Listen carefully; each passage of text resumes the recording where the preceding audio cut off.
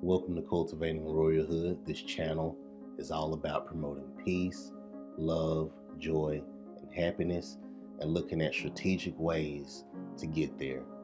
So, today we're actually going to be focusing in on how important it is to realize that death and life is in the power of the tongue. In 2016, I cracked the code. I really understood what was meant when those sayings were actually created. And it was so crazy because it's nothing like I had initially expected. So, I didn't have enough to cover my bills at the time, which was, hardly anything. And also, I really didn't have enough to even cover food. It was so bad that I was, scrounging every penny I can find just to feed myself, which was so crazy at the time, be looking back on it, but that was just the reality of my life at the time.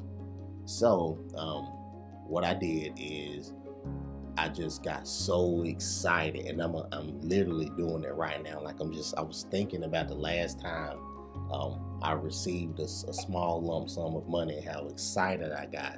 And I literally started jumping for joy and just like screaming, like, yes, I just got so excited. And I created those emotions all over again. And it just kind of filled my being.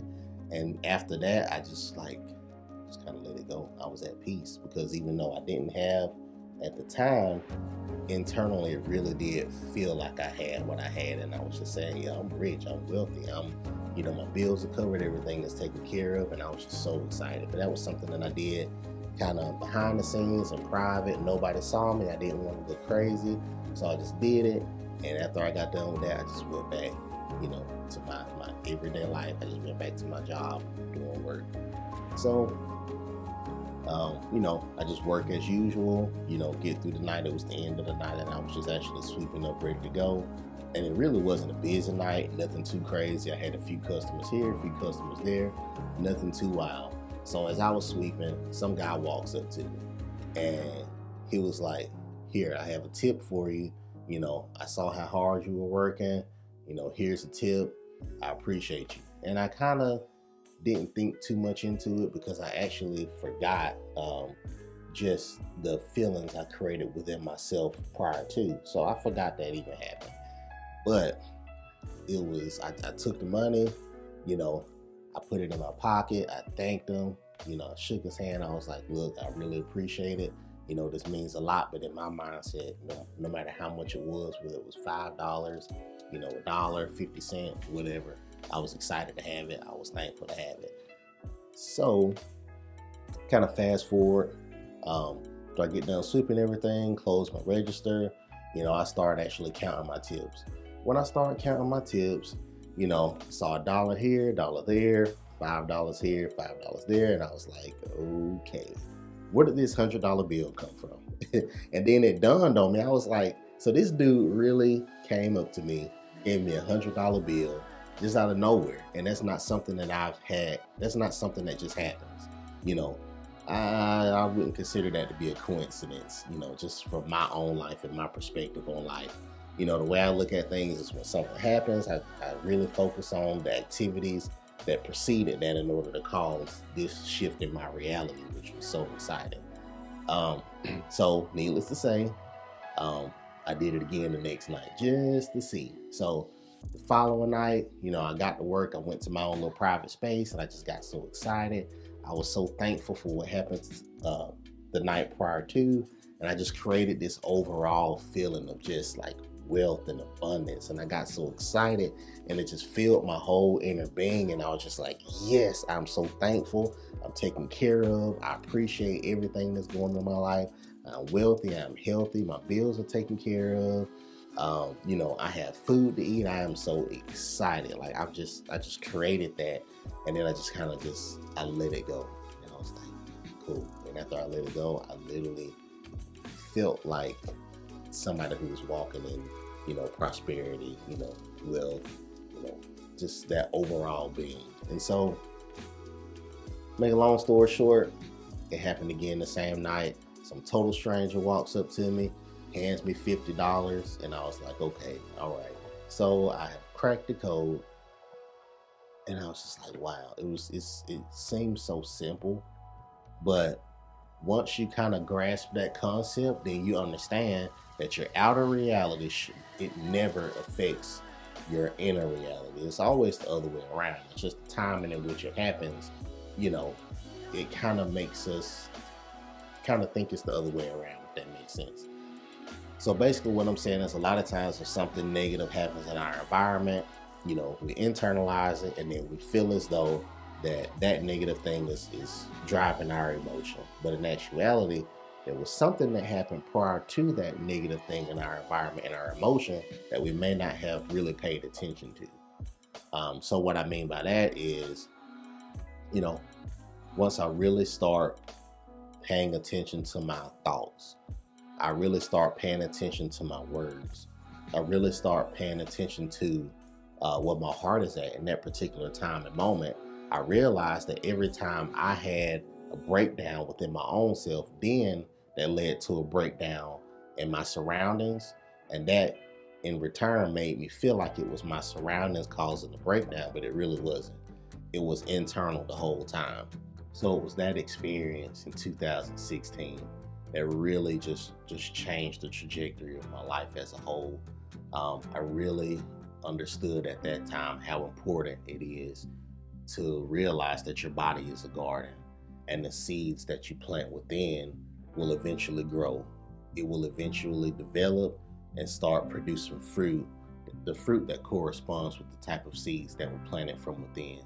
So if you sow seeds in joy, sow seeds in love, sow seeds in peace, sow seeds in prosperity, sow seeds in just the overall, for the overall betterment of humanity, then those fruit will start to grow.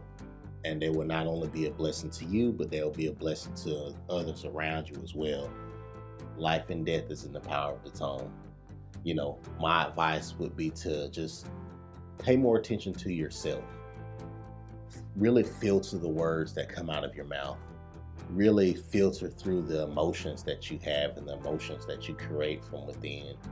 Really filter in on what's targeting those emotions, or what's causing those emotions, or what's triggering those emotions, and then focus on those triggers. If you can focus on those triggers, you can either eliminate the triggers, or you can come to the realization that it's really not worth it to be triggered by this trigger. It's not worth it to have negative emotions and negative feelings ruminating within inside of you and then growing and developing fruit of negativity. It's really not worth it. The ultimate goal is to have a overall being, an overall internal being, mentally and physically, that corresponds with the life that you desire to live. So the negative talk, especially about yourself and others, it absolutely has to stop. You know, I hear a lot of terms of negativity that we say to our own selves, and we don't realize we're saying it. We think nothing of it, but it's very important that we filter through our thoughts, we filter through our emotions, we filter through our words, and we understand that the things you say, no matter how small that seed is, it still can develop. Like the things I hear quite often is, you know, my back is killing me, or my feet are killing me, or if it ain't one thing, it's another. And just to dive deep into, if it's not one thing, it's another. Basically what you're doing is you're saying that after this trial is over with, another trial and another tribulation will follow directly behind it, and they will become consistent, one after another. So we have to be very careful what we say.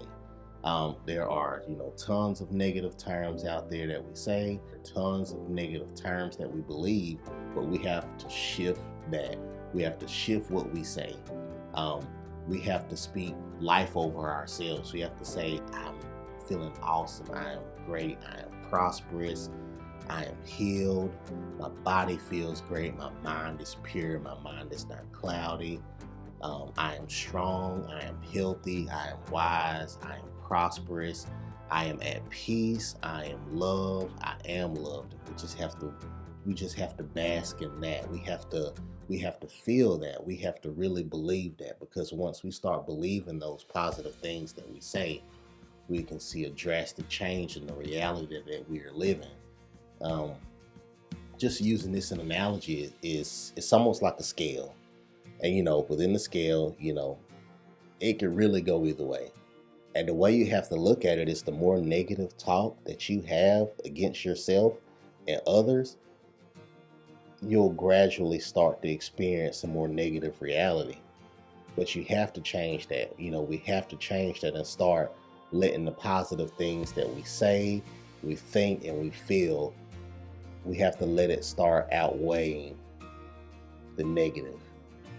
And then even if things feel like it's not changing, and you see just kind of a balance there where you have negative one day and you have good another day, and you just have that just kind of teetering of the scale. You just have to maintain it. You have to keep applying that pressure until it gets to the point where you see that the things that we perceive as positive greatly outweighs the things that we perceive as negative.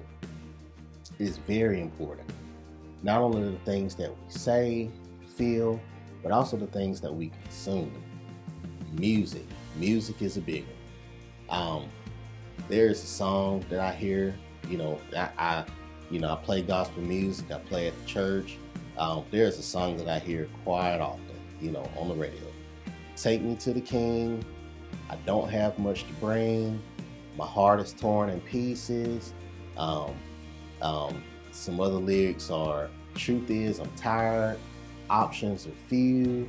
Come on now. Like, what we're doing by saying truth is I'm tired, options are few, I'm overwhelmed, but where are you? We're slowly piling on that negativity, and we're tipping the scale back to the negative side. But then even at the end of the song, it ends on a positive note. But you have negative and you have positive. And that leads still to a lifestyle with its ups and with its downs. And it's just like, come on now. We gotta tip the scale to a more positive tone. Like, I'm just keeping it real here, but a lot of these gospel songs, like, they have such a negative tone. They have such a tone of defeat. They have such a tone of lack. They have such a tone of just negativity. They have such a tone of like, I can't even think of any more words to just kind of describe it. But we really have to shift that. I used to hear a song growing up, I'm going up the rough side of the mountain. No, I'm not going up the rough side of the mountain. I'm actually going up the easy side of the mountain. And better yet, I'm flying up the mountain and I'm going full speed ahead. I'm not finna speak negativity over my life. I'm not finna believe that. I'm not finna bask in that. I'm not finna let that become a part of my reality. The thing is, we have to speak the reality that we want to have. Like, if you want peace, if you want love, if you want abundance, just say so. If you want joy, if you want just the overall development of who you are, you want peace within your family, peace within your household, just say so. And that's it.